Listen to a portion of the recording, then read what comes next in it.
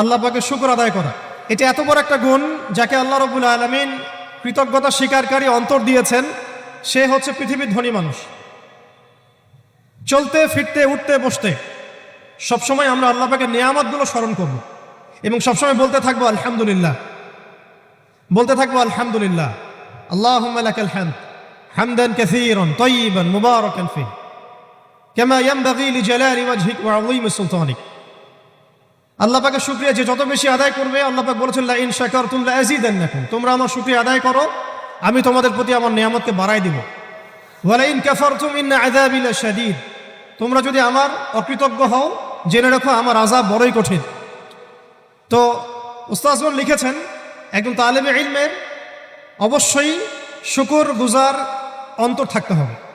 আমাদের উলামায়ে কেরাম করে কথাটা বারবার বলেন যে কলবুন শাকির, শুকর গুজার, কৃতজ্ঞতা স্বীকারকারী